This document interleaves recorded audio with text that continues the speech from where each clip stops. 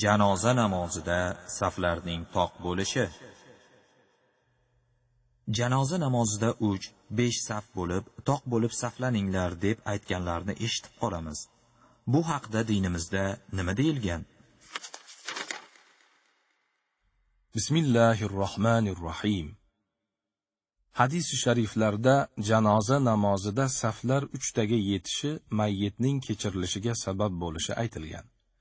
Chunki janoza namozi mayyitning haqqiga duo qilishdir.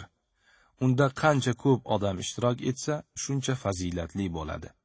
Lekin saflarning toq bo'lishi shart qilinmagan, mabodo saflar juft bo'lib qolsa ham zarari yo'q.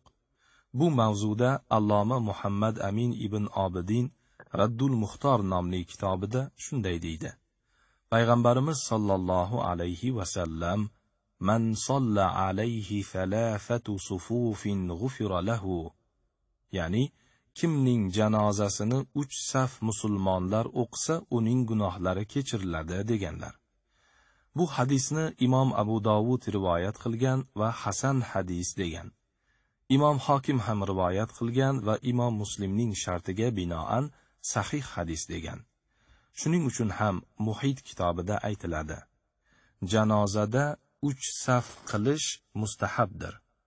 Agar janoza o'qiydiganlar 7 kishi bo'lsa, biri oldinga chiqib imom bo'ladi, orqasidan 3 kishi turadi, keyingi qatorda 2 kishi, oxirgi qatorda 1 kishi turadi.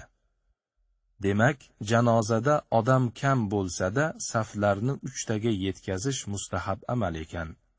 Saflar 3tadan oshib ketgandan keyin uning toq yoki juft bo'lishining farqi yo'q. Vallohu a'lam. O'zbekiston musulmonlari idorasi Fatvo hay'ati